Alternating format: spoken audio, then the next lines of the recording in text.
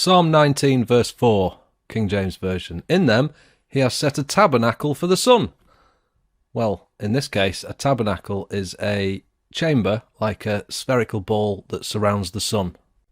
On screen is a sundog. It's also called a sun halo. And here's another example, and finally here's video that's come from Russia. I'll put a link to the original video below.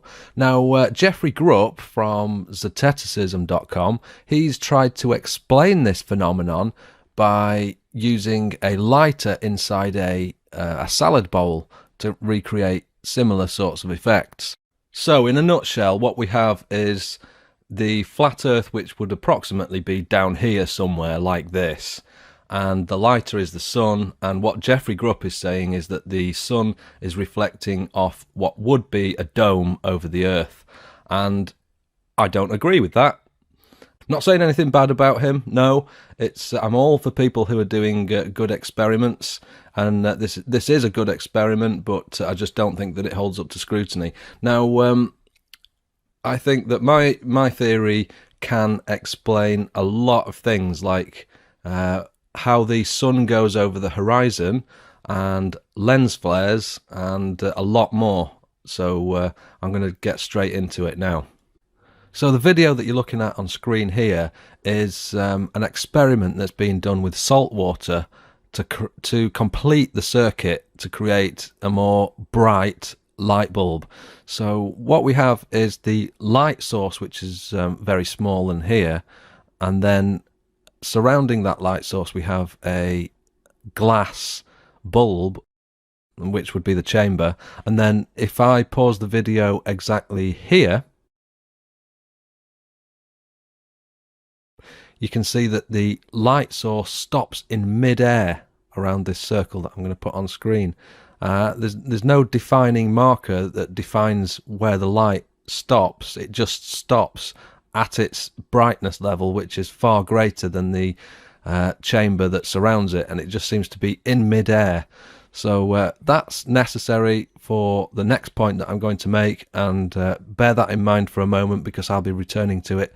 Now, in the following clip, I forgot to put the good microphone on, so what you're hearing is the microphone from the camera, which is not quite as good, but it's only for a minute, and bear with me because this gets more compelling than what appears at first sight.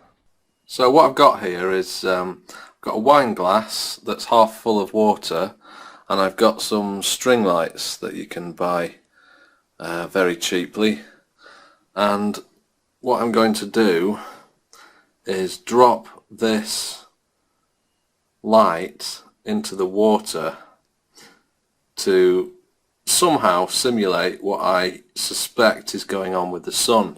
So let's drop that in the water. There we go. Now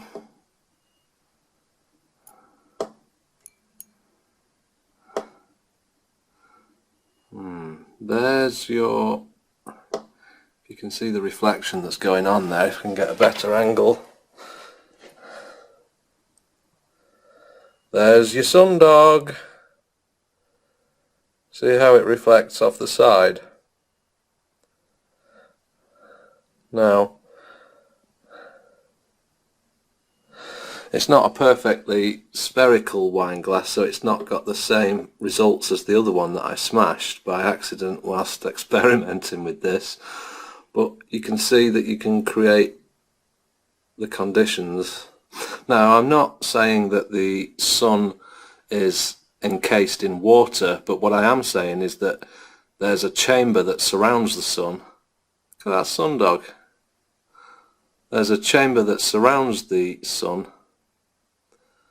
and it's made out of some kind of see-through material like glass, obviously not glass because it would melt. So yeah, I think that the light would project outwards to create those sundog type conditions, and the outer edge of this wine glass would reflect off a point like that point there. It would reflect a rainbow like this, and that would project forward. So if there's nothing between the sun, which would be there, and a wall of clouds which would be here, you're stood in the middle there, you're looking back this way at a rainbow, but it's just bouncing off the edge of that, creating a rainbow, and the first thing it hits is a wall of clouds which would be here. So you're standing there, the wall of clouds is here, and it's just projecting the rainbow onto the clouds from a point within that spherical chamber that surrounds the sun. And to test this crazy hypothesis, I waited patiently for 4 days for the sun to come out so that I could cast a shadow from a wine glass onto the wall.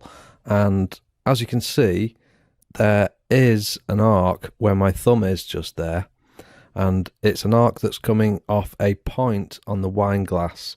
And if I stop it here, you can see it's not a perfect one, but I can assure you that when I tested this with a spherical wine glass, which I did have, it did cast a perfect arc, and there was a very faint rainbow within this arc that you can see.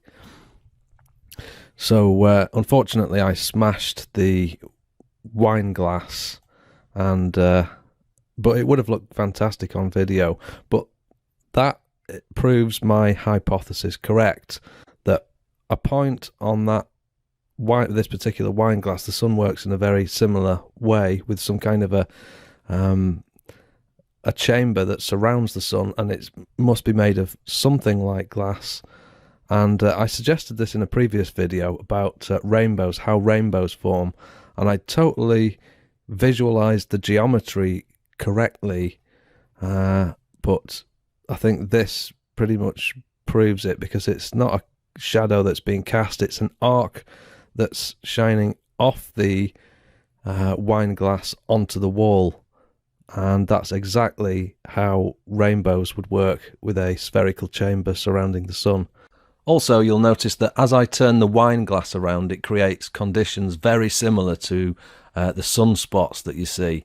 Now, a sunspot is impossible to see on a ball of light, because you can't see shadows on a ball of light. It's impossible. So that, again, adds to the credence that there is some kind of a chamber surrounding the sun. In the following 1-minute clip from a YouTube channel called Wakey Wakey, he may unwittingly have identified the very substance that surrounds the sun. In the Libyan Egyptian desert, this is like a 200-kilometer range. You can see there's tons of this, what they call Libyan glass. Each piece looks like it's been chipped off another piece, off another layer of glass. They're clear and pure, with some meteoric dust in them.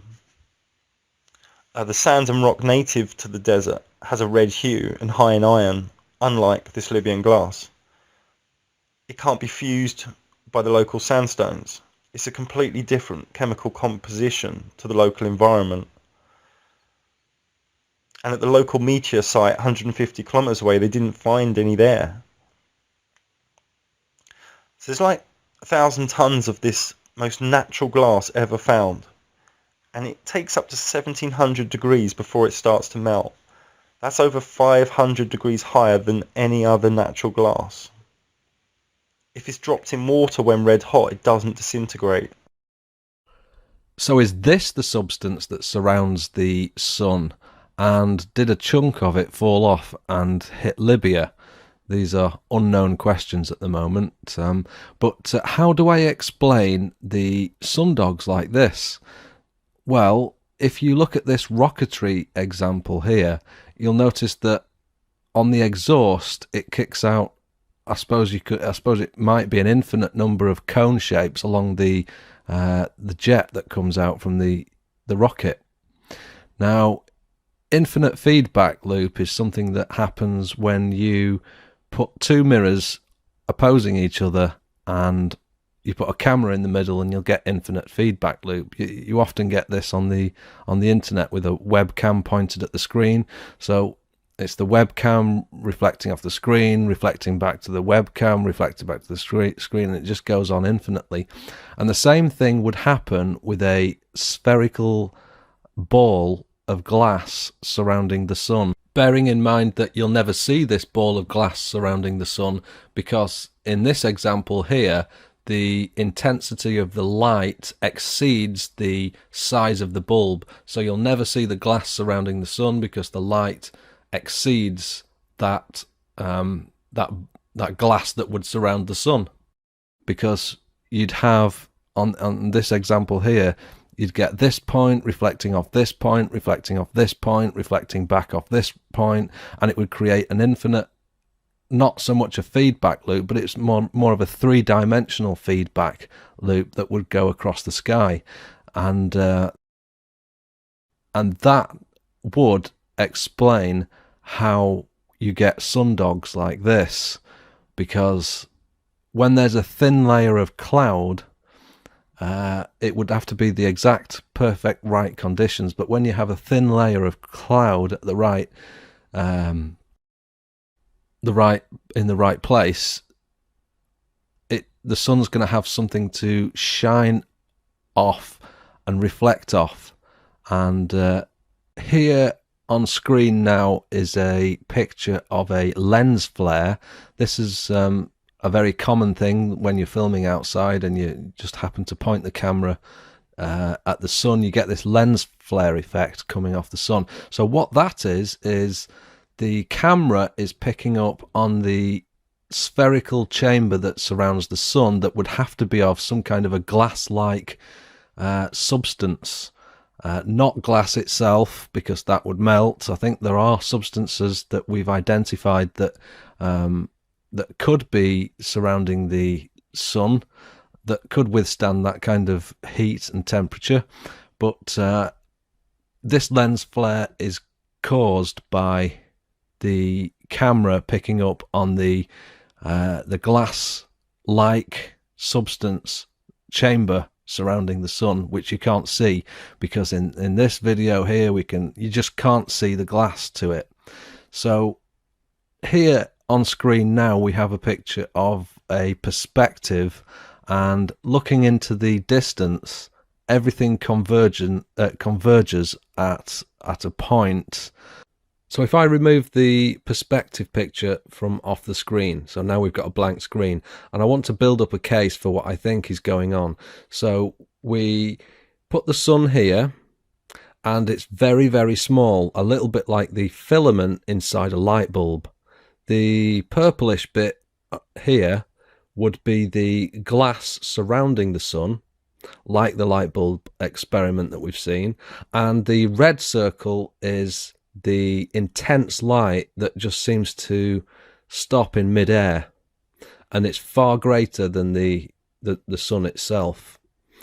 And that's what I think is going on. So when the sun goes over the horizon, what we have, if I can overlay this and if it works properly, what we have is the light itself hitting the convergence point and going half-shaped, roughly like what I'm trying to demonstrate on the screen here. And that's how I think the sun over the horizon works. This is completely compatible with a flat Earth model. In fact, it fits the flat Earth much, much better than the heliocentric ball Earth model.